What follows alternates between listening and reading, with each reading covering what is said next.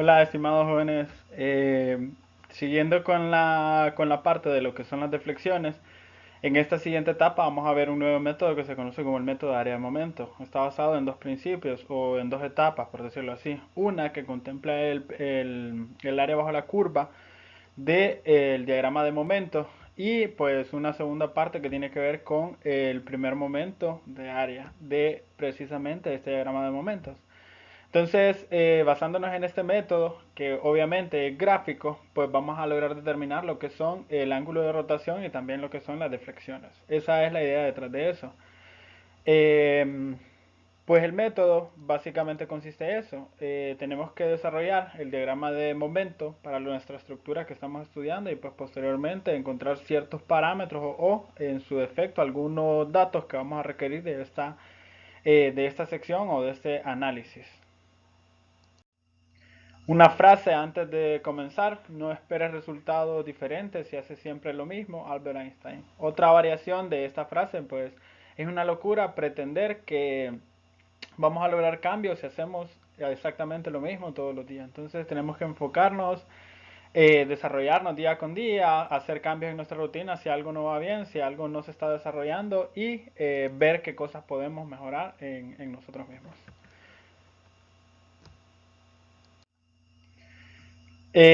Como les había comentado, vamos a hablar sobre lo que son las deflexiones en vigas, específicamente en la etapa de área-momento.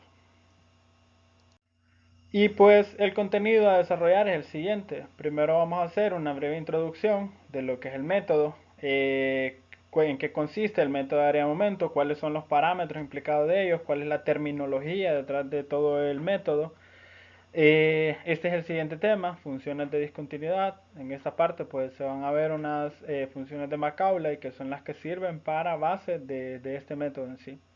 Luego, obviamente estos dos métodos sirven para la resolución de vigas estáticamente indeterminadas y pues son dos métodos más para poder desarrollar nuestros parámetros que andamos buscando, que son la deflexión por un lado y el ángulo de rotación por el otro lado. A manera de introducción, primero desarrollaremos este método para determinar deflexiones y ángulos de rotación en vigas. Dado que el método se basa en dos teoremas relacionados con el diagrama de momento flexionante, por eso es que se conoce como el método de área-momento. La idea detrás de él es que vamos a desarrollar los diagramas de momento para la estructura que vamos a analizar y a partir de ese diagrama de momento vamos a poder determinar cuánto cuesta el ángulo de rotación y cuánto cuesta nuestra deflexión. Y pues las suposiciones que se emplean en la deducción de los teoremas, de estos dos teoremas que vienen a continuación, que son los que se basan en el método, son las mismas que se utilizaron para deducir las ecuaciones diferenciales. La diferencia, el método, es que se basa en una parte gráfica. Como vimos anteriormente, el método de superposición y el método de doble integración se basa en una parte analítica, netamente analítica. Trabajamos solamente con números y variables. Ya en esta segunda etapa, pues vale recalcar que nos basamos en un método gráfico. O sea que vamos a tener que desarrollar no solamente el momento, sino que vamos a tener que calcular cuál es la forma que sigue el diagrama de momento como tal. Nos interesa únicamente el diagrama de momento. Por lo tanto, el método también se considera como una variación para las vigas. El método de momento es válido solo para vigas linealmente elásticas con pendientes que son pequeñas. Empecemos por el primer teorema del método de área. Para deducir el primer teorema, considere un segmento AB que se está desarrollando a lo largo de una viga de la curva de deflexión para una viga en una región donde la curvatura es positiva. O sea que la deflexión se está produciendo hacia arriba y tiene aproximadamente esta curva de deflexión. Note que hay ciertos parámetros que están implicados acá dentro de este ejemplo. Uno de ellos es pues el más importante, que son rectas que son tangentes a los puntos que nosotros estamos analizando. Estamos analizando el punto A y el punto B. En el punto A tiramos una recta tangente al punto A y en el punto B tiramos una recta tangente en el punto B. Si se fijan, hay un ángulo intermedio entre ellos dos que le vamos a conocer como el ángulo de rotación de B con respecto a A. Nuestro punto de referencia es el punto A, tiramos nuestra recta y a partir de ese punto la, hacia la recta tangente del punto B, entonces este ángulo se va a conocer como ángulo de rotación de B con respecto a A. Acá, note que lo que nosotros vamos a necesitar o lo que andamos buscando son estos ángulos de rotación que pues son los que nos interesan, el ángulo teta A y el ángulo teta B. Pero a partir de esta relación de teta B con respecto a A, vamos a poder inferir una ecuación que nos determina ese parámetro. Nos dice que el ángulo de rotación entre estas tangentes, que se denomina como teta B con respecto a A, es igual a la diferencia entre B y A. O sea, nosotros tenemos el ángulo de rotación de B con respecto a A, va a ser igual al ángulo de rotación en B menos el ángulo de rotación en A. Acá se mira gráficamente y analíticamente también. El ángulo de rotación, el diferencial de teta que aparece acá, que es la variación entre el ángulo A y el ángulo B, un pequeño diferencial entre estas normales, que son estas de acá, aparece este parámetro de acá, que es el diferencial de teta. También para deducir lo que son la doble integración lo utilizamos. Tiramos rectas que son perpendiculares a la curva y pues hay un punto en el cual se unen. La distancia entre esta recta perpendicular a la curva y el punto de intersección de esas dos se conoce como el nombre de ρ o radio de curvatura. Y el diferencial de teta pues es el ángulo que forman entre estos dos puntos. Entonces también sabemos de un segmento circular que el diferencial de S, que es este pequeño segmento que aparece acá, va a ser igual al diferencial de teta por ρ. Si esa ecuación la despejamos, pues nos queda esta pequeña ecuación que aparece acá. El diferencial de teta va a ser igual al diferencial de S dividido entre ρ. Luego, para una viga con ángulos de rotación pequeños, podemos reemplazar diferencial de S con el diferencial de X, como se explicó anteriormente, porque son variaciones extremadamente pequeñas. Entonces tendríamos que el diferencial de X el diferencial de teta va a ser igual al diferencial de X dividido entre ρ. Y también sabemos que 1 sobre ρ va a ser igual a m dividido sobre EI. Entonces, si sustituimos estos parámetros en la ecuación original, tenemos esta ecuación de acá. Obviamente esta ecuación ya la habíamos encontrado anteriormente, ya la habíamos utilizado para el método de doble integración. Se integra una vez y encontramos el ángulo de rotación, y integramos dos veces y encontramos lo que es la deflexión. En donde M es el momento flexionante para toda la sección transversal y EI es la rigidez a la flexión de la viga a lo largo de toda la longitud. Luego, pues la cantidad de M por el diferencial de X dividido entre Y tiene una interpretación geométrica sencilla.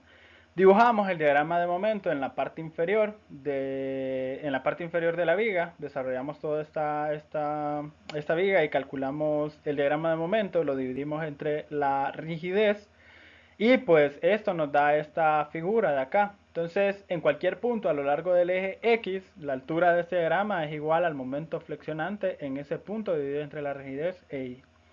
Por tanto, el diagrama de MI tiene la misma forma que el diagrama de momento flexionante, siempre que EI sea constante. Que en la mayoría de las veces EI, pues nosotros lo sabemos que es constante para una viga, para una columna, etc. Entonces, vamos a tener que calcular o dibujar nuestro diagrama de momento y dividirlo sobre EI.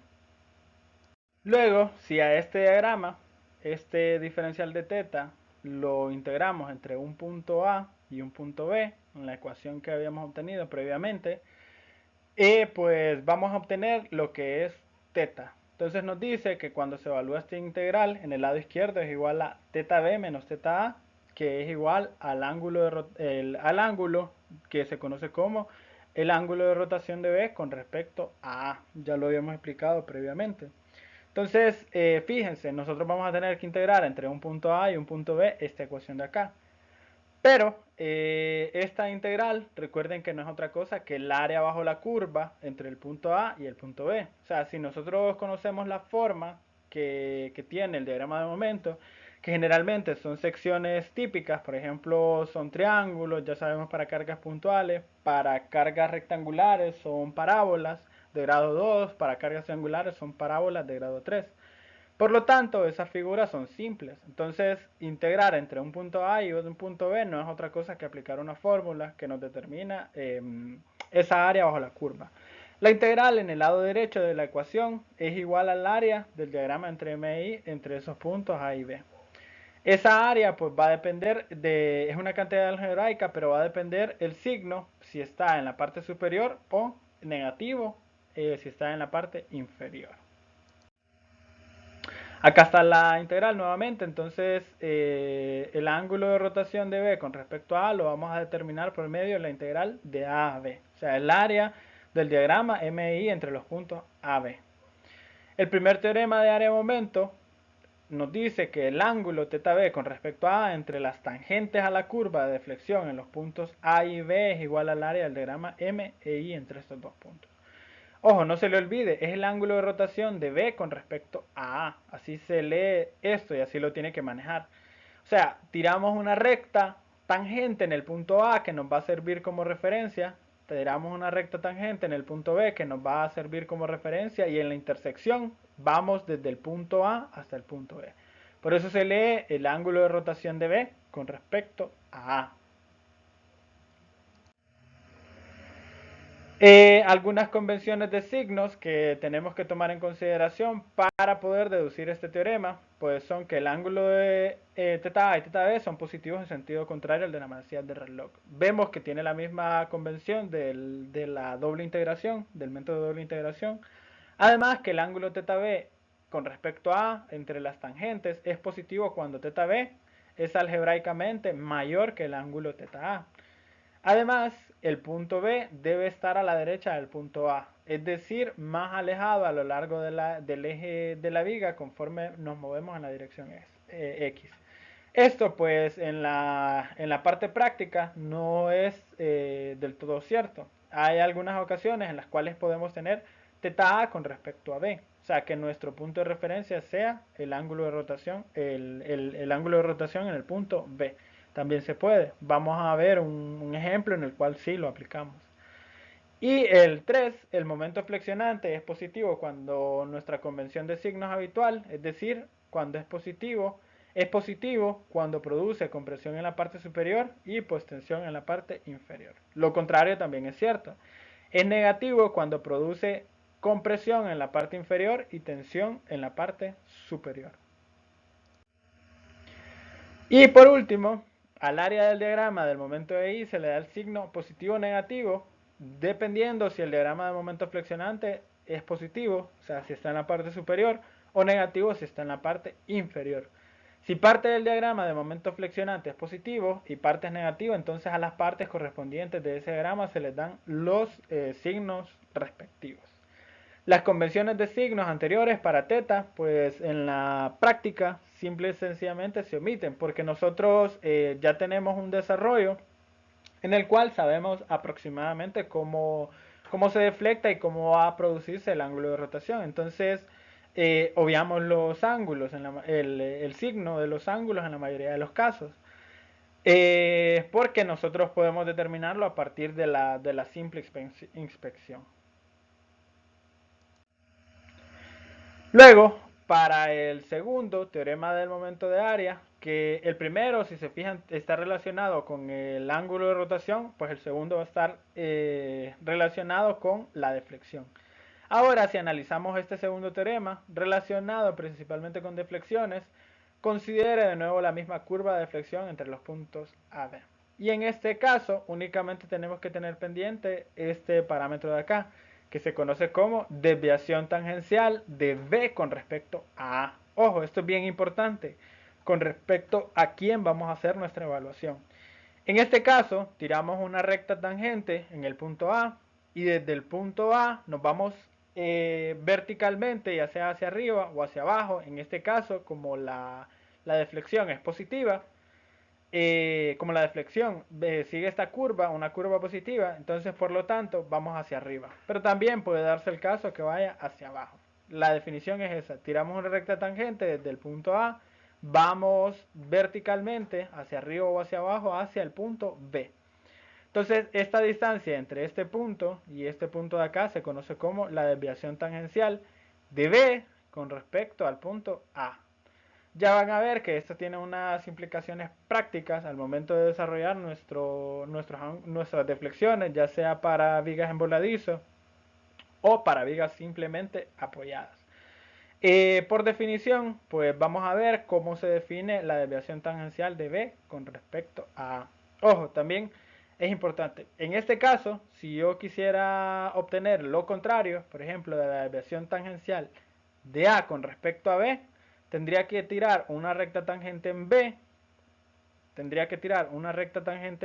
desde este punto hacia abajo, y de ahí venir verticalmente desde este punto de acá, verticalmente hacia arriba. Eso se conocería como la desviación tangencial de A con respecto a B. Y va a ser importante para el desarrollo de nuestro método más adelante.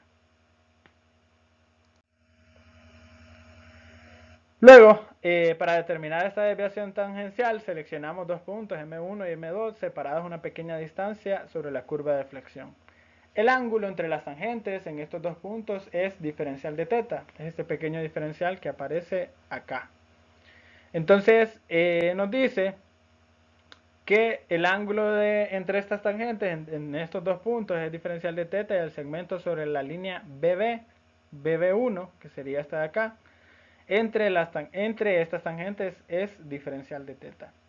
Dado que los ángulos entre las tangentes y el eje X en realidad son pequeños, o sea, son bastante pequeños, se puede determinar que ese diferencial de teta no es otra cosa que X por un pequeño diferencial de teta. Donde X1 es esta distancia que aparece acá, desde el punto B hacia el punto M12 en este caso. Entonces el diferencial de teta va a ser igual a X1 por el diferencial de teta. Volvemos a hacer lo mismo. Tenemos que aplicar una integral en ambos lados y pues mediante esa integral podemos encontrar esa desviación tangencial de B con respecto a A. Noten que la expresión x1 por m sobre el diferencial de x sobre y se puede interpretar de manera geométrica como el primer momento estático de área de la franja sombreada, o sea, esta franja que aparece acá, de ancho diferencial de x dentro del diagrama de m sobre y. Aterrizando, pues la desviación tangencial de B con respecto a A no es otra cosa que la integral de A hasta B de x1 por el diferencial de x sobre y. Pero recuerde que esta integral que aparece acá, bueno, esto es una constante para empezar. Esta integral que aparece acá la podemos desarrollar por medio de figuras geométricas, ya sea triángulos, parábolas de grado 2 o de grado 3. Simple y sencillamente multiplicamos esa área por su respectivo centroide. Entonces, conociendo el centroide y conociendo el área bajo la curva, podemos determinar la desviación tangencial de B con respecto a A. Esto se puede aplicar ya sea para vigas simplemente apoyadas o para vigas en voladizo. Vamos a ver que el método es especialmente sencillo o especialmente directo cuando tenemos vigas en voladizo. O sea, simple y sencillamente aplicamos una ecuación y podemos determinar cuánto vale el área y cuánto vale este centroide de la figura. Entonces el segundo teorema se puede expresar como la desviación tangencial de B con respecto a A, del punto B desde la tangente en el punto A, es igual al momento estático del diagrama MI entre A y B, evaluado con respecto al punto B. Otra cosa importante, recuerden que nuestro centroide siempre va a venir referenciado con respecto a un punto. Si tenemos un triángulo, puede que venga del vértice, de uno de los dos vértices, hacia el punto. O sea que puede tener un valor de 1/3 o 2/3, dependiendo de cuál sea nuestro punto de referencia. En este caso, no se les olvide que siempre ese punto de referencia va a ser B. O sea, la desviación tangencial de B con respecto a A. O sea que nuestro X barra tenemos que referenciarlo con respecto al punto B. No se les olvide eso, es muy importante. Luego, el momento estático del área del diagrama de MI se puede obtener calculando el producto del área del diagrama por la distancia X barra desde el punto B. Este procedimiento suele ser más conveniente que el de doble integración debido a que el diagrama, por lo general, son figuras geométricas familiares como rectángulos, triángulos y segmentos parabólicos. Las áreas y las distancias de los centroides de esta figura se encuentran tabuladas en el libro de GIR, en el apéndice D, y lo pueden encontrar. También en las diapositivas lo incluyo para que lo vean. Y pues simple y sencillamente aplicamos esas ecuaciones para determinar el área y determinar cuánto vale el centroide de la figura. Como método de análisis, el método de área de momento es factible para ciertos tipos de vigas relativamente simples. Vamos a ver que se puede ir complicando un tanto cuando tenemos vigas que tienen demasiadas cargas. En general, es obvio que si la viga se flexiona hacia arriba o hacia abajo, si un ángulo de rotación es en el sentido de las manecillas del reloj, contrario a este. Entonces, por lo tanto, el signo nosotros lo podemos inferir a partir de estos datos. Rara vez es necesario seguir esas convenciones de signos, un tanto pues complicadas a veces para esa desviación tangencial, y podemos determinar estas direcciones simple y sencillamente por inspección. Bueno, entonces entremos ya en materia en lo que son ejemplos. Pues en este primer ejemplo es una viga en voladizo con una carga puntual en el extremo y me piden que determine el ángulo de rotación θb y la deflexión b en el extremo libre, es decir, en este punto de acá de esta viga en voladizo que soporta una carga concentrada P en este extremo de acá. Y me dicen que la longitud es L y que la rigidez a la flexión es constante y tiene un valor de ahí.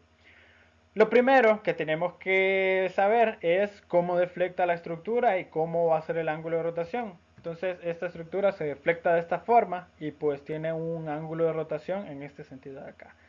Obviamente ya lo miramos, tiene un ángulo de rotación negativo y pues, positivo porque va contrario a la negativo, perdón. Siempre partimos de nuestro eje horizontal hacia el punto, hacia la tangente de la curva.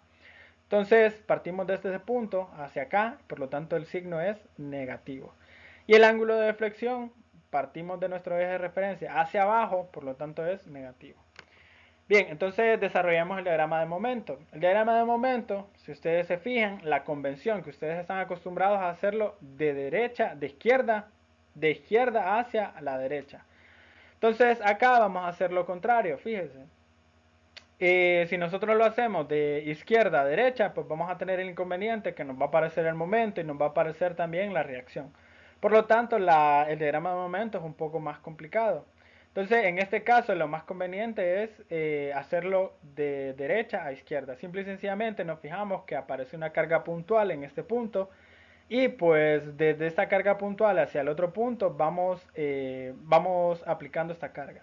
Entonces el momento, nosotros sabemos que esta estructura pues va a ser P por X.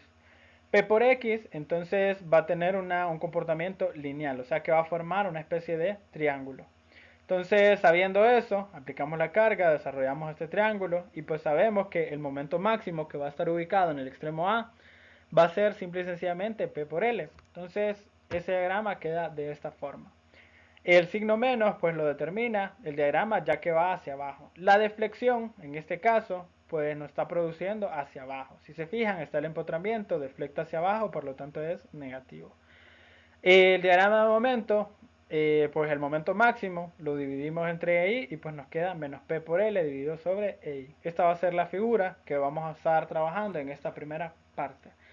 Fíjense, noten que una carga puntual pues me produce una carga, un diagrama de momento triangular. Ojo. Ok, entonces encontremos primero el ángulo de rotación. Sabemos que el ángulo de rotación de B con respecto a pues va a ser igual a θ B menos θ A. Y también sabemos que el ángulo de rotación de B con respecto a va a ser igual al área de este diagrama de M sobre I entre esos dos puntos, entre el punto A y el punto B. También sabemos que θ, pues el ángulo de rotación en este extremo es 0. Vale 0 porque es un empotramiento. Recuerde que por definición el ángulo de rotación vale 0. Es completamente horizontal en este punto de acá. Entonces aplicamos esa parte y pues simple y sencillamente nos queda que el ángulo de rotación en B va a ser igual al área de este diagrama entre el punto A y el punto B. Y el área, ¿cómo la calculamos? Pues es un triángulo, es un medio de la base por la altura. Un medio de la base que es L por la altura que es menos P por L dividido sobre EI. O sea que el área va a ser igual a menos P por L al cuadrado dividido sobre 2 veces EI. Por lo tanto, el ángulo de rotación en B va a ser igual a menos P por L al cuadrado dividido sobre 2 veces EI. Entonces con eso encontramos directamente el ángulo de rotación. Si notan, pues es un método mucho más sencillo que el de doble integración y es más directo. Lo más complicado es adaptarse a esta forma de poder desarrollar diagramas de momentos en ambos sentidos, de derecha a izquierda y izquierda a derecha. Y en su momento vamos a aprender a desarrollarlos por partes, o sea, aplicando carga por carga. Eh, para la deflexión tenemos que utilizar el segundo teorema de área-momento, o sea, la desviación tangencial. Y en este caso nos conviene utilizar la desviación tangencial de B con respecto a A. ¿Por qué nos conviene utilizar la desviación tangencial de B con respecto a A? Recuerde que la definición nos dice que parte desde el punto A, tiramos una recta tangente, en este caso sigue esta distancia, sigue esta forma, entonces es completamente horizontal. En el punto B bajamos desde este punto hasta el punto B y esa distancia desde acá hasta acá se conoce como desviación tangencial de B con respecto a A. Y nos dice que va a ser igual al área multiplicado por el centroide de la figura medido desde el punto B. Eso no se les vaya a olvidar. El X barra siempre lo vamos a medir desde esta primera letra. Entonces vamos a medirlo desde el punto B. Entonces aplicamos el teorema y sabemos que el área va a ser igual a menos P por L al cuadrado dividido sobre 2 veces I. Y la distancia, pues como les repito, va a ser medida desde el punto B hacia el punto A. Entonces el centroide vale 2/3 de L. Simplificamos esta expresión y pues nos queda que la deflexión en B, como se mira aquí, va a ser igual a menos P por L a la 3 dividido sobre 3 veces EI. Entonces coincide con los datos que habíamos encontrado por el método de doble integración y por el método de superposición. Lo pueden revisar en las tablas, en el apéndice del libro de Gear. Entonces ya tenemos la deflexión. Si se fijan, lo más complicado, como les reitero, es encontrar la forma de este diagrama de momento. Tienen que practicar eso. Y lo otro es que la deflexión pues la podemos determinar mediante el primer momento de área.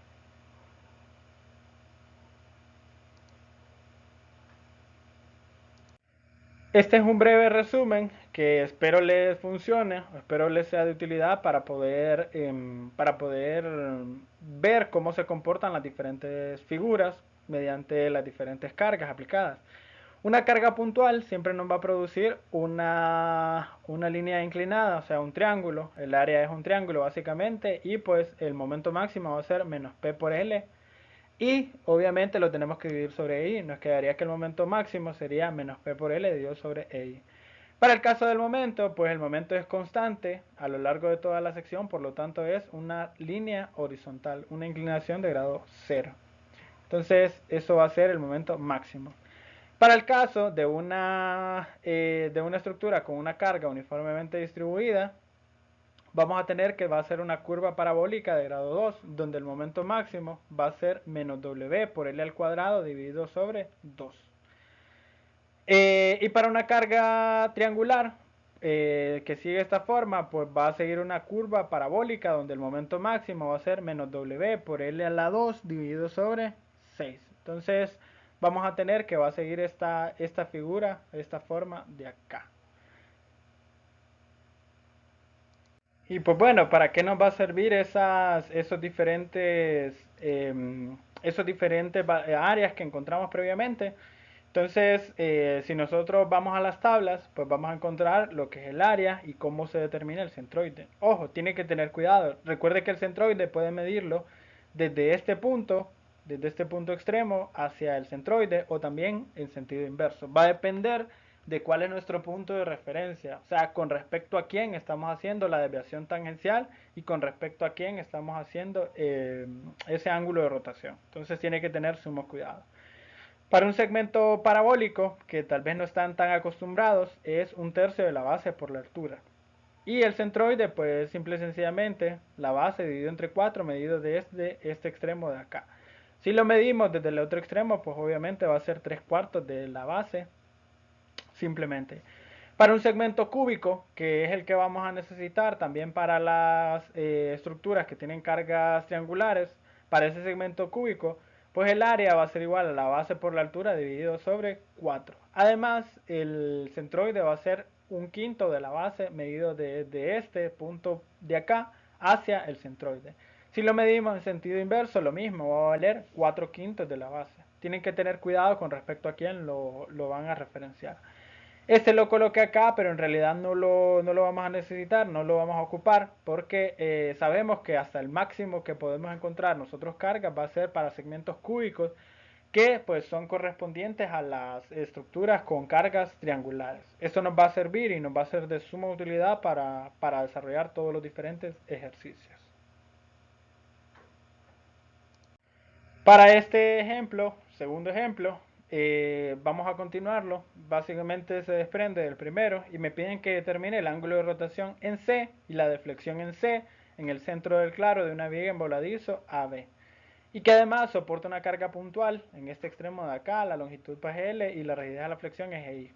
En este caso pues me están pidiendo cuánto vale el ángulo de rotación en este punto y cuánto vale la deflexión. O sea, me están pidiendo la deflexión en ese punto y el ángulo de rotación en ese punto y ahí en específico, que está al centro del claro, o sea, a L medio.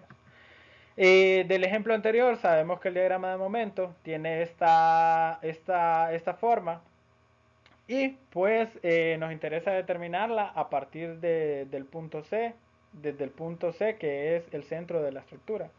Entonces vamos a dividirla en dos partes. Vamos a dividirlos desde B hasta C y desde C hasta A. Y pues obviamente nos interesa entre el extremo A y el punto C en específico. Ok, entonces una vez teniendo nuestro segmento, nuestro diagrama de momento segmentado, recuerden que lo vamos a partir acá en el punto C a la mitad.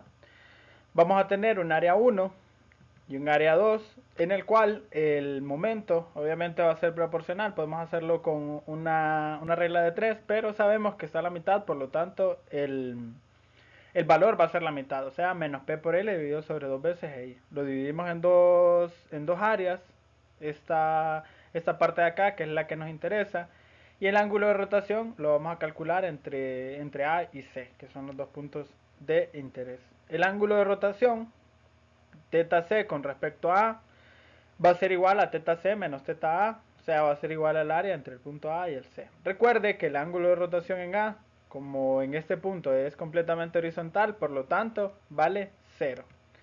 Entonces tenemos que el ángulo de rotación de C con respecto a A va a ser igual a teta C menos teta A, o sea, va a ser igual al área entre el punto A y C. Simplemente calculamos el área 1 más el área 2 y ese es el valor del ángulo de rotación en C. El área 1 es un rectángulo, por lo tanto solamente la base por la altura y el área 2 va a ser igual a un medio de la base por la altura. O sea, L medios para el rectángulo por P menos P por L sobre 2 veces I. Y para el área 2, un medio de la base que es L medio por la altura que es menos P por L dividido sobre 2 veces I. Simplificamos esta expresión de acá y pues nos queda que el área 1 pues vale menos P por L al cuadrado sobre 4 veces I y el área 2 vale menos P por L sobre 8 veces I.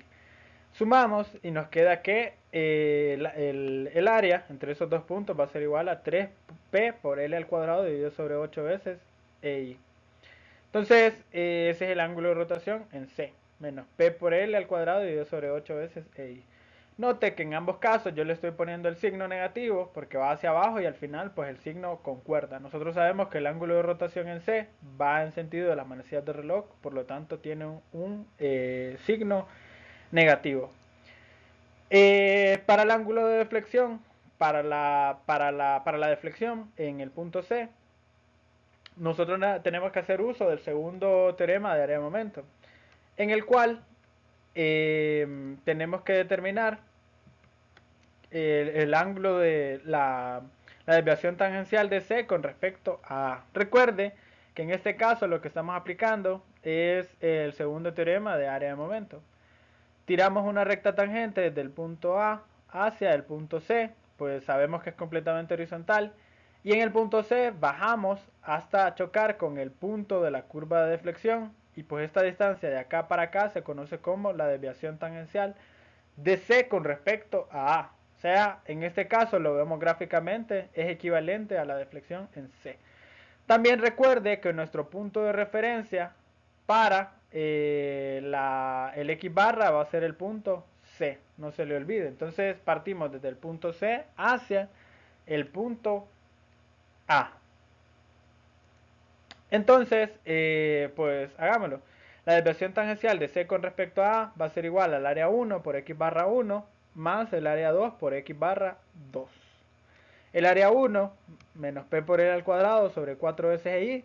Y pues la distancia, recuerden que siempre va a ser desde el punto A, desde el punto C hacia el punto A. O sea, va a ser igual a L cuarto. Va a ser desde este punto C hacia el centroide de la figura A1. Para el área 2, pues ya lo teníamos, menos P por L al cuadrado sobre 8 veces I, que es esta expresión de acá. Y pues la distancia, recuerde, siempre va a ser desde el punto C hacia el punto A. Entonces va a ser igual a 2 tercios de esta base de acá, o sea, 2 tercios de L medios. Simplificamos y nos queda al final que la deflexión en C, o sea, la desviación tangencial de C con respecto a A va a ser igual a menos 5 P por L a la 3 dividido sobre 48 veces EI. Para este ejemplo, me piden que determine la pendiente y la deflexión en el extremo B de la viga prismática de esta figura que aparece acá.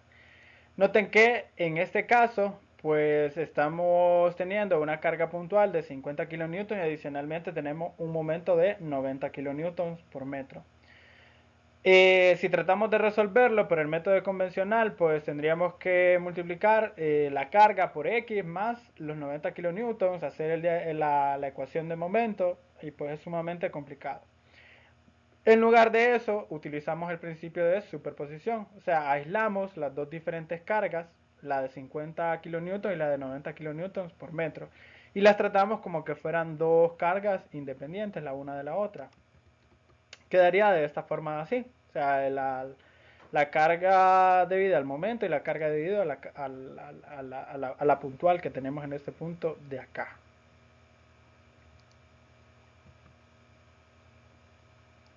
Entonces, teniendo estas dos cargas independientes, trabajémoslas de manera aislada, cada una. En los diagramas que les proporcioné, recuerden que un momento me genera un diagrama de momento que es horizontal y la carga puntual pues, me genera un triángulo que va en la dirección hacia abajo. Entonces, simple y sencillamente aplico esos principios y yo sé que el valor máximo aquí va a ser P por L. O sea, va a ser igual a 50 por 3, 150 y en este caso es horizontal. Dividimos entre I, que el valor de I nos lo están dando, nos lo están proporcionando también en el ejercicio. Por lo tanto, nos quedaría este valor de acá. Fíjense que nos queda que el momento dividido entre I es 9 por 10 a la menos 3 metros a la menos 1. Estas son las unidades de M sobre I. Y en la otra figura, pues nos queda menos 15 por 10 a la menos 3, M a la menos 1. Entonces ya tenemos nuestras dos figuras, M sobre I, y pues en estas dos figuras las vamos a superponer. Podemos utilizar una sola de esas dos compuestas o simple y sencillamente las trabajamos de manera aislada. Resulta mucho más conveniente trabajarlas de manera aislada. Vamos a trabajar con un rectángulo que es fácil y un triángulo que también es relativamente fácil. Entonces, noten que simple y sencillamente vamos a utilizar estas dos áreas de manera aislada. Entonces, vamos a tener por un lado el área 1, o sea, sabemos que la desviación, el ángulo de rotación de B con respecto a A va a ser igual a teta B menos teta A, pero sabemos que el ángulo de rotación en A tiene un valor de 0. El área 1, pues va a ser un rectángulo y el área 2 va a ser un triángulo. Entonces, va a ser igual a la base multiplicada por la altura. Y en el otro lado va a ser igual a un medio de la base multiplicado por la altura. Entonces en este caso sacamos estos datos, sacamos estos valores y pues encontramos el valor de teta b. Simplificamos, nos queda que esta área, que sería el área 1, vale 27 por 10 a la menos 3. Y noten también que las unidades son adimensionales. Y en este segundo caso nos queda 22.5 por 10 a la menos 3, que también es adimensional. Si simplificamos y nos queda que el ángulo de rotación en B vale 4.5 por 10 a la menos 3 radianes, o lo que es equivalente 0.258 grados. Entonces, ya lo desarrollamos. Este método pues se conoce como diagrama de momentos por partes. Y hasta ahorita pues no lo han utilizado en ninguna de sus clases. Y espero les sea de utilidad para sus futuras asignaturas. Se miran este tipo de métodos, o sea, combinados por partes y luego los superponemos. Por ejemplo, en análisis estructural se vuelve a desarrollar por otros métodos que los van a ver para poder calcular deflexiones también de igual forma. Entonces nos va a ser de utilidad más adelante. Muy bien, y por último, en esta parte, para poder calcular lo que es la deflexión de la viga, hacemos uso del segundo teorema de área-momento. Entonces, nos dice el segundo teorema que la desviación tangencial de un punto con respecto a otro resulta que es el área multiplicada por el x barra de esa área. En este caso tenemos dos figuras que son sencillas, un cuadrado y un triángulo. Entonces la desviación tangencial de B con respecto a A, que es la que nos interesa, recuerden que la desviación tangencial, la definición, siempre no se les tiene que olvidar, es de B con respecto a A. Por lo tanto, en el punto A nosotros tendríamos que tirar una recta tangente, que sería precisamente la misma viga, y en el punto B, bueno, de esta estructura se deflecta de esta manera, hacia abajo en esta forma. Por lo tanto, del punto B yo vengo hacia abajo hasta donde está la deflexión, y esa distancia entre este punto, el punto original de la viga, y la deflexión se conoce como la desviación tangencial de B con respecto al punto A. Entonces, por lo tanto, esa desviación tangencial me va a dar como resultado la deflexión en ese punto. Entonces va a ser el área 1 multiplicada por x barra 1 más el área 2 por x barra 2. El área 1, pues ya la habíamos calculado previamente, era 27 por 10 a la menos 3. Y la distancia, debido a que es un rectángulo, es la mitad. Y para el triángulo, pues el área es 22.5 por 10 a la menos 3 por la distancia, que son 2 metros. Ojo, una cosa que no se les tiene que olvidar nunca, que mi punto de referencia siempre va a ser esta primera letrita. O sea, la distancia yo la voy a tomar desde el punto B. Es por eso que usted mira acá en esta parte de acá, en el triángulo, que la distancia son 2 metros. Entonces tiene que tener cuidado con ese aspecto.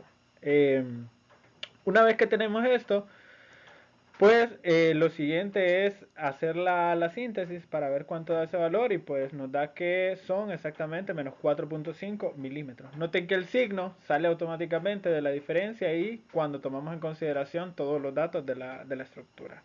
Entonces al final tenemos que la deflexión en el punto B tiene un valor de menos 4.5 milímetros. Nuevamente les hago énfasis en eso. ¿Es grande o es pequeño? Depende. Es una viga de 3 metros. Tendríamos que ver en el código hondureño de la construcción cuánto es el parámetro de referencia. Como les he mencionado anteriormente, generalmente es L sobre 240, L sobre 480, va a depender de las condiciones y de las cargas que están actuando. Ahí aparece en el código hondureño cuánto es esa distancia. Entonces, tomamos ese valor, ese parámetro que nos solicita el código hondureño, y lo comparamos con respecto a esta deflexión que se está produciendo. Si es mayor o menor, pues al final nosotros vamos a determinar si cumple o no cumple. En caso de no cumplir, pues tendríamos que redimensionar para poder lograr esas deflexiones permisibles dentro del rango del código de construcción. Por último, esto lo van a encontrar en el libro de Ferdinand Beer. Es el método de área, el método de área-momento por medio del diagrama de momento por partes. Es bastante común, es bastante utilizado, y como les repito, no lo han visto hasta la fecha de hoy. Entonces les aconsejo que lo vean, que lo vayan leyendo un poco, que lo estudien, porque les va a servir para clases posteriores. Va a servir, por ejemplo, para análisis estructural, y pues van a desarrollar toda una teoría con respecto a esta temática. En la práctica es conveniente agrupar en un solo dibujo esos dos diagramas tal como se mira acá. O sea, nosotros estamos acostumbrados a estos dos valores, a partir de estos ir calculando cuánto vale el diagrama de momento, uno solo. En este caso lo podemos dividir en dos partes y pues el diagrama de momento queda así.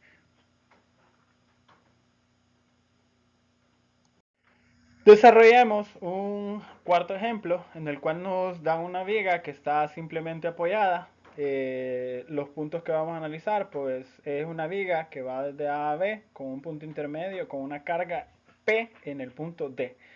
Me dicen que esa viga simple está soportada, soporta esa carga P que actúa en la posición que se muestra a una distancia A y que determine cuánto vale el ángulo de rotación en el punto A, cuánto vale la deflexión en el punto D debido a esa carga y adicionalmente me piden que determine la deflexión máxima de la viga. Me dicen que la longitud es L y que la rigidez de la flexión es EI. Entonces, tomando todos estos datos, vamos a calcular cuánto valen cada uno de esos parámetros. Cabe recalcar que pues esta metodología que les voy a mostrar, si se fijan en el ítem anterior se nos dio todas las pautas para las vigas que son empotradas. El método de área de momento se aplica de manera prácticamente perfecta para este tipo de casos, vigas que son emboladizas. Para el caso de las vigas que son simplemente apoyadas, tenemos que tener cuidado. Se puede también hacer una especie de analogía con las vigas empotradas y van a ver que los diagramas de momento los podemos también segmentar por partes. Incluso nos podemos ubicar en puntos estratégicos para poder generar diagramas de momentos que sean sumamente sencillos de analizar. En este caso podemos asemejar, como les repito, esta viga que es simplemente apoyada con una viga emboladiza. Ya van a ver a qué me refiero en la siguiente diapositiva. Entonces tenemos nuestra viga, lo primero que tenemos que determinar es el diagrama de carga y a partir de este determinar el diagrama de cuerpo libre y cuáles son todas las cargas que están actuando en la estructura. En este caso me da que la reacción en A tiene un valor de P por B dividido sobre L y la reacción en B es P por A dividido sobre L. ¿Y qué es lo que va a ocurrir o cuál es la metodología que yo les planteo? Pues tenemos tres opciones básicamente.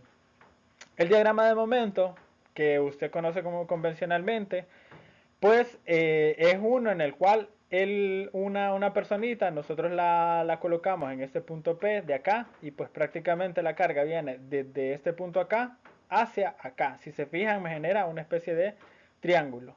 O sea, si tomamos en consideración la diapositiva en la que aparecen las cargas puntuales, entonces tenemos un triángulo que viene a morir acá, al igual aquí, P por B, por la distancia que sería B. Entonces viene a morir acá. El triángulo que nosotros estamos acostumbrados a ver, el diagrama de momentos. En cambio, hay otras dos propuestas que pues no son tan comunes y que yo se las voy a plantear. Una es que nosotros tengamos un visor que se ubique en el punto B. Entonces nosotros prácticamente tendríamos que la viga se puede asemejar que estuviera en voladizo en esta parte de acá. Este usuario está viendo estas cargas desde acá, desde este punto B y tenemos la reacción en este punto de acá y la carga P en este punto. La reacción, pues obviamente me genera una carga triangular que viene a morir en este punto. Va hacia arriba, por lo que el momento que me genera es positivo y por lo tanto la deflexión es positiva, va hacia arriba. En cambio, la carga B, pues va hacia abajo, por lo tanto me genera una deflexión hacia abajo y por lo tanto un momento negativo. Si nosotros tomamos de manera individual, entonces tendríamos la reacción. Esta reacción me genera este diagrama de acá y pues ya sabemos que simple y sencillamente el valor máximo va a ser P por L en este caso. En el caso de la carga P, hacemos exactamente lo mismo, lo único que comienza a ocurrir a partir del punto D, va hacia abajo. Entonces este sería el diagrama por partes debido a esas dos cargas que están actuando sobre la estructura. Noten que pues es sumamente directo, es mucho más sencillo que pretender calcular las ecuaciones de momento y después hacer el diagrama de momentos. Este es exactamente el mismo diagrama que ustedes están acostumbrados a hacer, solo que visto de otra forma. Por último, este valor de acá, pues nosotros sabemos que va a ser P por L. En este caso sería P por la distancia, que en este caso es B. Este sería el momento máximo. Ahora, si en lugar de nosotros ubicar este usuario en el punto B, lo ubicamos del lado contrario, es decir, si el diagrama lo generamos de derecha a izquierda, vamos a notar que pues tendríamos la reacción en B, lo mismo, va a ser positiva, va a ser hacia arriba y me va a generar un triángulo en la parte superior. Y tenemos en segundo lugar la carga P que va hacia abajo, por lo tanto me genera un diagrama de momento hacia abajo, va a ser negativo. Entonces, si nosotros tomamos en consideración esos dos aspectos, acá el valor máximo de este diagrama de momento por parte sería simple y sencillamente la reacción en B multiplicada por la longitud. Y en el caso de la carga P, pues lo mismo, vendría de acá para acá y por lo tanto sería un triángulo hacia abajo cuyo valor máximo sería P por la distancia A. Estas son las dos formas de poder realizar este diagrama de momento por partes, les aclaro. Y pues por eso les comentaba la analogía que se hace con una viga empotrada. En este caso yo estoy empotrando este extremo de acá y en este caso yo estoy empotrando este extremo de acá. O sea, el usuario lo está viendo el diagrama de allá para acá y en este caso lo está viendo de izquierda a derecha. ¿Cuál de los dos vamos a implementar o cuál de los dos vamos a utilizar? Pues yo voy a irme con este de acá y vamos a ver qué resultados obtenemos y cuál es más conveniente. Entonces tenemos nuestro diagrama, ahora con las cargas que ya les habíamos comentado anteriormente, este valor máximo va a ser la reacción en A por L sobre EI y pues me da un valor de P por B dividido sobre EI. En el otro caso pues sería P por la distancia que sería A, P por B, perdón. Una vez que tenemos esos, hay ciertos parámetros, es un poco más complicado, un poco más tedioso que las vigas en voladizo, pero al final el resultado es exactamente el mismo. Noten que si nosotros calculamos la desviación tangencial de D con respecto a A, nosotros tiramos una recta tangente en el punto A y exactamente en el punto D nosotros vamos desde este punto hasta la deflexión en el punto D. Entonces esta distancia de acá se conoce como la desviación tangencial de D con respecto a A. Ojo, no pierda de mente, no pierda de enfoque que lo que nosotros andamos buscando, lo que queremos determinar es la deflexión en D, el ángulo de giro en A y el ángulo de giro en B. Entonces, para empezar, primero calculemos cuánto vale el ángulo de giro en A. Para calcular ese ángulo de giro, noten también que yo tengo un triángulo en esta parte de acá, en el cual tengo tres elementos que puedo llegar a conocer. Uno es esta parte superior, que es L. Esta parte de acá, que sería la desviación tangencial de B con respecto a A. Ojo, vuelvo a repetir. Tiro una recta tangente desde el punto A, vengo hasta el punto B, me voy verticalmente hacia el punto B, y pues este parámetro se conoce como la desviación tangencial de B con respecto al punto A. Entonces, tenemos estos dos datos y además tenemos el ángulo de rotación. Saquémoslo para que lo vean más claro. Entonces, tenemos la longitud, tenemos la desviación tangencial de B con respecto a A y el ángulo de rotación. Sabemos que la tangente de θ va a ser igual al lado opuesto sobre L. También sabemos de física y de otras clases anteriores que como este ángulo de rotación es extremadamente pequeño, la tangente de θ pues va a ser igual a θ. Por lo tanto, yo tengo esta ecuación de acá. La tangente de θb va a ser igual aproximadamente θb multiplicado por la desviación tangencial de B con respecto a sobre L. Fíjense que si yo quiero conocer el ángulo de rotación en B, el único parámetro que me haría falta calcular es la desviación tangencial de B con respecto a A. ¿Cómo lo calculo? Ya me dice la definición que va a ser igual al área, o sea, el área entre el punto A y el punto B, multiplicado por el centroide de cada una de estas dos figuras. ¿Con respecto a qué punto? Con respecto al punto B. Entonces, calculémoslo. Yo sé que la desviación tangencial de B con respecto a A va a ser igual a 1 por X barra 1 más A2 por X barra 2. Entonces, otra cosa que no se tiene que olvidar y no me voy a cansar de recalcárselo es que tiene que tomar en consideración que esa distancia X barra es con respecto al punto B. O sea que mi punto de referencia va a ser desde el extremo B hacia el punto A. Esa va a ser la distancia. Entonces calculemos el área 1 es un triángulo, por lo tanto va a ser igual a un medio de la base por la altura. Donde la base va a ser L y la altura va a ser igual a P por B dividido sobre EI. El área 2 va a ser lo mismo, un medio de la base que es B por la altura que es P por B sobre EI. Y las distancias respectivas para el área 1, fíjense que va a ser igual a L tercios porque la medimos desde el punto B. Y para el caso del área 2 va a ser igual a B tercios, o sea, un tercio de B porque nuestro punto de referencia es el punto B, desde este punto hacia acá. Sintetizamos y simplificamos y resulta que vamos a tener que la desviación tangencial va a ser igual a P por B dividido sobre 6 veces EI por L al cuadrado menos B al cuadrado. ¿Qué es lo único que hace falta? Dividir este valor de acá, este parámetro de la desviación tangencial, dividido sobre la longitud. Y ese va a ser el ángulo de rotación en B. Lo podemos expresar de esta manera. Y pues L menos B sabemos que va a ser igual a A. Tenemos la expresión de la desviación tangencial ya simplificada y sintetizada. Y el ángulo de rotación simple y sencillamente lo dividimos entre L. Este va a ser el ángulo de rotación en A. Si usted verifica el método de superposición o específicamente las tablas del apéndice de la literatura, va a ver que el ángulo de rotación es exactamente este mismo.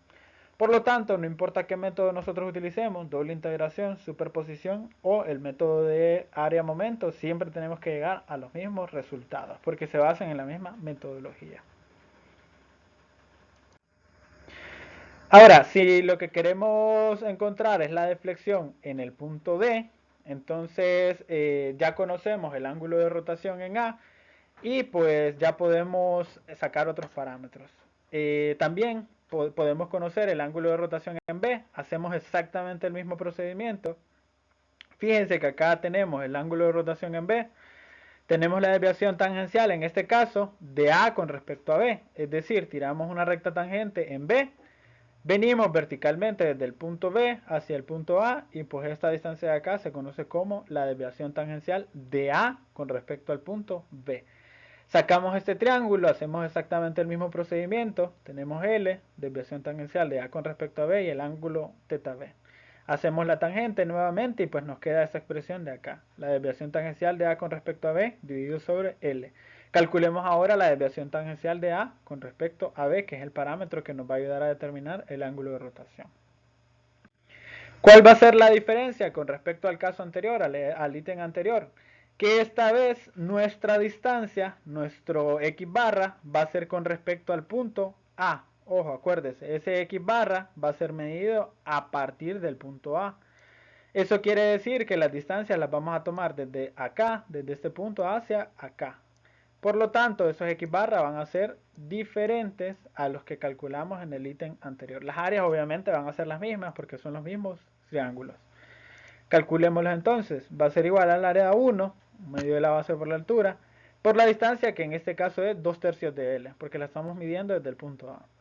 Lo mismo para el área 2, multiplicado por la distancia. Va a ser igual a 2/3 de B más A. Acá pues lo más recomendable es dejar expresado todo en términos de B o en términos de A. En este caso yo noto que acá tengo B, acá tengo B, B, B, por lo tanto convierto esta A en términos de B. A recuerden que va a ser igual a L menos B. Hago esa síntesis, simplifico todo y me queda esa expresión de acá. Sigo simplificando para ver qué obtengo. Me queda esta expresión ya simplificada. Sigo sintetizando, acá queda un polinomio de grado 2, lo simplifico y me queda esta expresión de acá. L menos B va a ser igual a A. Acá aparece, seguimos simplificando la expresión y pues ya tenemos la desviación tangencial de A con respecto a B. Ahora, ¿qué es lo único que nos hace falta? Pues esta desviación tangencial de A con respecto a B. Bueno, también la podemos expresar de esta manera, haciendo B igual a L menos A. Y nos queda este valor de acá. Entonces, una vez que tenemos esta expresión de acá, la dividimos entre L y pues ese va a ser nuestro ángulo de rotación. Nuevamente les reitero, este es el mismo valor que nosotros encontramos en el apéndice, en el libro de Gear. Entonces va a ser exactamente el mismo dato. ¿Por qué lo pasé de aquí para acá? De 2L menos B a esta expresión de acá. Pues porque así aparece en la literatura. Entonces para que vean que es exactamente el mismo valor, solo que lo podemos expresar de diferentes formas. Para resumir, tenemos los dos ángulos de rotación, θA y θB, calculados de la forma con el método de área momento. Ok, entonces ya tenemos los ángulos de rotación en ambos extremos y pues ahora lo siguiente que faltaría sería encontrar la parte de las deflexiones. Nos piden la deflexión en el punto D y nos piden además la deflexión máxima. La deflexión en el punto D, pues vamos a seguir un procedimiento similar al que desarrollamos para los ángulos de rotación. Entonces, en esta primera parte tenemos que tener presente la figura que habíamos trabajado inicialmente. Ya habíamos mencionado que vamos a ocupar de las desviaciones tangenciales. Entonces, en este caso, noten que vamos a ocupar este tramo de acá. Vamos a necesitar todos estos datos que aparecen acá. Tomemos en cuenta primero esta parte de acá, que es de a de 1. Es toda esta distancia de acá. Si se fijan, la podemos sacar por medio de relaciones de triángulos. Lo que nos va a costar un poco más de trabajo es calcular cuánto vale este parámetro de acá. Si se fijan, acuérdense de la definición. Me están pidiendo la desviación tangencial de D con respecto a A. Eso es, tiro una recta tangente en A, porque es con respecto a A que la vamos a hacer. Me aproximo al punto D y desde un punto vertical hacia abajo trazo una línea recta y a donde interseca, pues esta línea entre la curva de deflexión y esta tangente, pues se conoce como desviación tangencial de D con respecto a A. Entonces este es el parámetro que vamos a ocupar, ya vamos a ver a qué nos referimos. Tenemos el triángulo, tal y como aparece acá en la figura. Vamos a tener diferentes parámetros. Está la distancia A, la distancia de D a D1, que es esta parte de acá, desde la viga hacia el punto de tangencia. Y tenemos el ángulo de rotación en A, pues que ya lo conocemos. Entonces, si hacemos una relación, sabemos que la deflexión en el punto D va a ser debida, ¿cómo la vamos a calcular? Tenemos la distancia de D a D1 y a esa distancia pues le vamos a restar la desviación tangencial de D con respecto a A. Se puede apreciar acá en esta figura. Entonces, ¿cómo calculamos el ángulo de rotación? La deflexión, perdón, esta distancia de A de 1, pues simple y sencillamente hacemos una relación de triángulos. La tangente sabemos que va a ser igual al lado opuesto de A de 1 dividido entre el lado adyacente que es A. O sea que teta A va a ser igual a este parámetro de acá de A de 1 sobre A. Ahora, teta A ya lo habíamos conocido, ya lo calculamos anteriormente y pues simple y sencillamente lo multiplicamos por el parámetro A. Esa va a ser la distancia de D a D1. Ahora, en esta siguiente parte, pues tenemos que tomar en consideración esta pequeña área que va a ser desde el punto A hasta el punto D. Entonces esta área le vamos a llamar área 3, porque recuerden que la desviación tangencial, tanto como el ángulo de rotación y la desviación tangencial con respecto a un punto, vamos a necesitar el área bajo la curva entre esos dos puntos, en este caso de A a D. Esta le vamos a llamar área 3. Y el parámetro que necesitamos para poder tomar en consideración esta área es la altura. Entonces para esa altura, simple y sencillamente hacemos una regla de 3. Sabemos que toda esta distancia de acá mide L. Esta altura total es P por B sobre I. Esta distancia de acá es A y pues el único parámetro que nos falta es la altura. Hacemos una relación de triángulos de acuerdo a esos parámetros y encontramos que esa altura de ese triángulo A3 nos da P por B sobre A, P por B por A dividido sobre L e I. Ya conocemos la altura, ya conocemos la base y pues podemos determinar cuánto vale el área. De igual forma, el brazo de palanca o el centroide de la figura. También sabíamos que la distancia de D a D1 es igual al ángulo de rotación multiplicado por A. El ángulo de rotación ya lo teníamos, multiplicamos ese parámetro por A y nos queda esta expresión de acá. Recuerden que ya lo habíamos calculado previamente. Bien, entonces ya tenemos todos los parámetros para poder determinar el único que hace falta, que es la desviación tangencial de D con respecto a A. O sea, va a ser el área 3 multiplicado por X barra 3. Un medio de la base, que es A, por la altura, que es P por B por A sobre ley, por el brazo de palanca y nuevamente les hago énfasis en esto. Recuerden que siempre mi punto de referencia para poder encontrar ese X barra va a ser esa primera letra. O sea que vamos a venir desde el punto D hacia el punto A. O sea, un tercio de A. Acuérdense. Entonces, una vez que tenemos todo esto, simplificamos la expresión y obtenemos la siguiente expresión. P por B por A a la 3 dividido sobre 6 veces ley. Recuerden que al final lo que andamos buscando es la deflexión en el punto D. Entonces la deflexión en el punto D va a ser la distancia desde A de 1 menos la desviación tangencial de D con respecto a A. Tenemos la expresión. Simplificamos esta expresión, si se fijan podemos sacar factor común, prácticamente todos los parámetros involucrados, y nos queda esta expresión de acá. Entonces la desviación la deflexión en el punto D va a ser igual a P por A al cuadrado por B al cuadrado sobre 3 veces ley.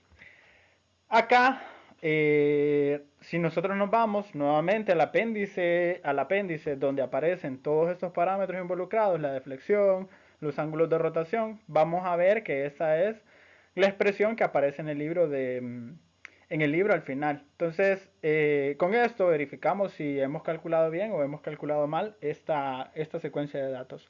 Acá cabe señalar que volvemos a hacer exactamente lo mismo. L menos A es igual a B y pues tenemos otra vez B al cuadrado. Así es como se obtiene esta expresión de acá. Ese es el procedimiento. Si se fijan, lo complicado es estar sacando las relaciones entre los triángulos, las relaciones de las áreas, pero básicamente son figuras geométricas conocidas, triángulos, en el caso que sean cargas uniformemente distribuidas, rectángulos. Entonces nos van a ayudar a poder describir cuáles son estas partes que componen estas ecuaciones que estamos encontrando. Ok, entonces ya tenemos lo que es la deflexión máxima, ahora ya tenemos la deflexión en D, ahora lo que nos compete es encontrar la deflexión máxima. Para encontrarla, yo ubico un punto que es un punto arbitrario que yo sé que en ese punto va a ocurrir la deflexión máxima. Únicamente conozco una cosa, que el ángulo de rotación en el punto de la deflexión máxima pues va a ser igual a 0. En este caso lo ubico acá, en este punto de acá. Tengo la carga aplicada en P y pues debido a la elasticidad que tiene la figura, usted puede apreciar gráficamente que aproximadamente la deflexión máxima va a ocurrir cercano a la carga. Entonces este punto X yo lo ubico en esta parte de acá y recuerden que el método se basa en encontrar el área bajo la curva entre los dos puntos que yo estoy analizando, o sea, entre A y X. Esta distancia yo la voy a denominar como X, es la variable que yo ando buscando a qué distancia X ocurre esa deflexión máxima. A esta área le voy a llamar área X también, que es el área bajo la curva. Y pues teniendo todos estos parámetros y la altura total del triángulo, nuevamente vuelvo a hacer relaciones de triángulos, o sea, una regla de 3. Hago la proporción del triángulo rectángulo y tenemos que esta altura de esta área X va a ser igual a P por B por X dividido sobre L e I. Una vez teniendo eso, yo lo próximo que necesito determinar son ciertos parámetros que aparecen ligados a la figura. El primero, pues acá yo estoy denominando que a una distancia X va a ocurrir la deflexión máxima. En la deflexión máxima, recuerde que el ángulo de rotación vale 0. Tiro una recta tangente en ese punto, tiro una recta tangente en el punto A, y pues me vengo desde un punto vertical, desde el punto A, hacia esta recta tangente en el punto X, y esta distancia de acá, yo sé que va a tener el nombre de la desviación tangencial de A con respecto a el punto X. Entonces, obteniendo este parámetro de acá, me fijo gráficamente que esa desviación tangencial de A con respecto a X es exactamente igual a la deformación máxima, a la deflexión máxima. Otro parámetro que voy a necesitar es este ángulo de rotación acá, el ángulo de rotación de A con respecto a X o el ángulo de rotación de X con respecto a A. En este caso, me interesa conocerlo debido a que, si ustedes se fijan, ustedes notan, ocurre algo peculiar. Esta recta de acá va a ser paralela a esta recta de acá. Note también que el ángulo de rotación en A es exactamente igual a ese ángulo de rotación de A con respecto a X. Son ángulos equivalentes a un mismo lado, ángulos internos a un mismo lado. Por lo tanto, estos dos ángulos de rotación son iguales.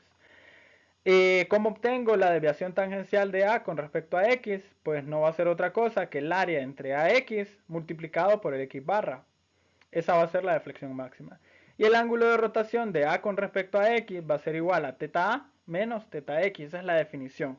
¿Y qué conozco de esta expresión de acá? Pues sé que teta x vale 0. Teniendo todos esos parámetros en mente y determinando primero a qué distancia ocurre que esta área, o sea, que este ángulo de rotación en A, que ya lo conozco, sea igual a este ángulo de rotación de A con respecto a X. O sea, el área bajo la curva sea igual a este ángulo de rotación en A. Entonces tengo el área, o sea, tengo la figura expresada de esta manera. Ya encontré cuánto vale la altura. Entonces encontremos cuánto vale esta expresión de acá. Yo sé que el ángulo de rotación de A con respecto a X, el área bajo la curva entre A y X, o sea, va a ser igual a teta A menos teta X. Y teta X vale 0. Teta A ya lo conozco previamente, va a ser igual a P por B por A sobre 6 veces ley multiplicado por L más B. Y el área bajo la curva va a ser igual a un medio de la base, que es X, por la altura, que vale P por B por X dividido sobre L e Y. Ya lo había calculado previamente.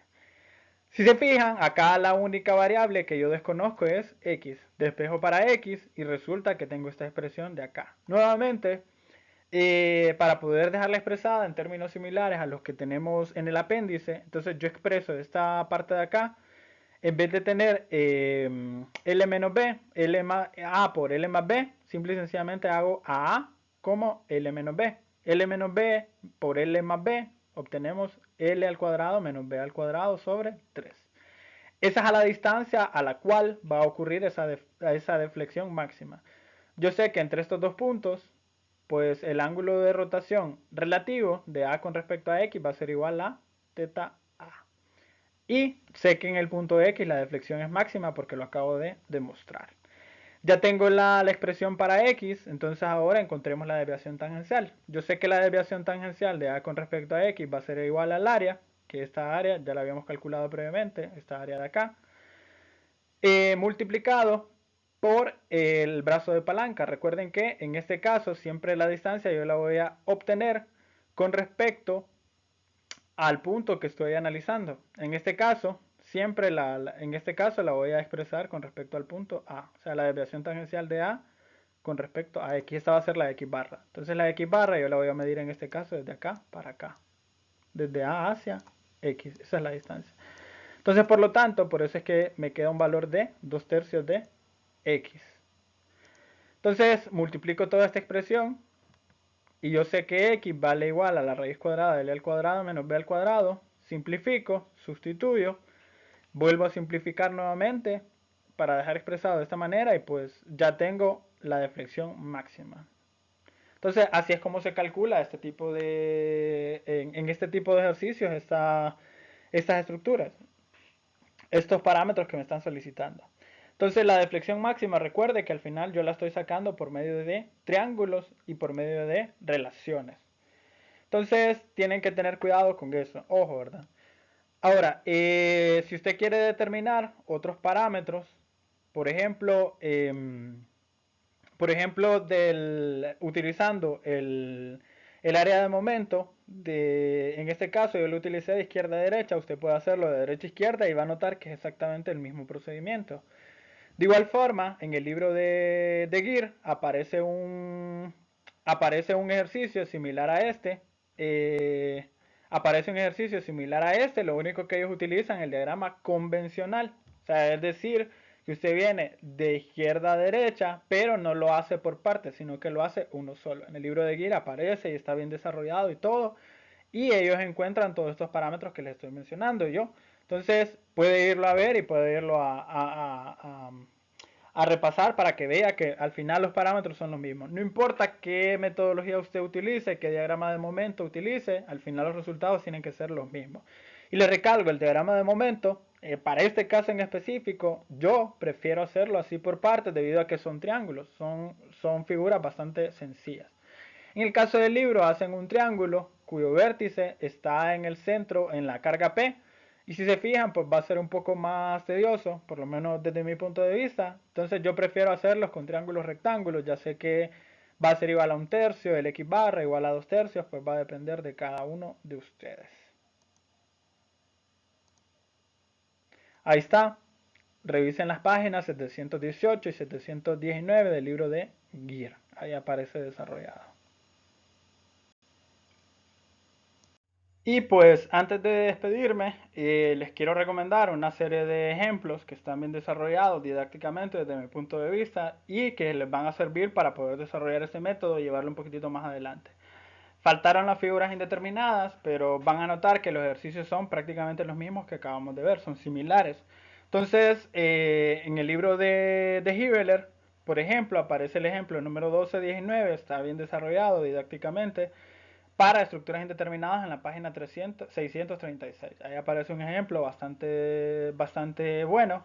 Además, para estructuras determinadas les recomiendo estos dos ejemplos, el ejemplo 12.10 en la página 610 y el ejemplo 12.11 de la página 611. En el libro de Gear, pues el único que les recomiendo adicional a todos los que hemos visto es este de acá, el ejemplo 9.14 en la página 724. ¿Qué tiene de particular ese ejemplo? Pues es una viga en voladizo que tiene una carga uniformemente distribuida hasta cierto punto. Ahí pues se aplican lo que son las parábolas de grado 2 y les va a servir pues para desarrollar este tipo de ejercicios. Por último, les recomiendo dos ejemplos del libro de Bill Johnston, el ejemplo 9.10 y el ejemplo 9.14 en la página 576 y 590 respectivamente. Van a ver que son ejemplos bastante variados y en este caso de acá pues utilizan esta metodología que les digo que se llama el diagrama de momento por parte. Va a ser de gran utilidad para ustedes. Eh, Ya para finalizar, pues únicamente les agradezco que hayan llegado hasta este punto. Espero que estos ejemplos, 4 ejemplos, sean de utilidad. Les voy a estar colgando, espero un par de ejercicios adicionales para que vean la metodología, para que se empapen. Obviamente el tiempo ha sido bastante corto. Espero que puedan desarrollar el ejemplo, espero que entiendan y pues cualquier cosa estoy a completa disposición, estoy para cualquier consulta, muchos me han estado consultando por medio de las redes sociales y pues agradecerles por su tiempo, espero que estén bien de salud, espero que se estén cuidando y pues nada, ya queda poco para poder finalizar esta etapa, este primer periodo académico y agradecerles por su tiempo, por su paciencia, saludos.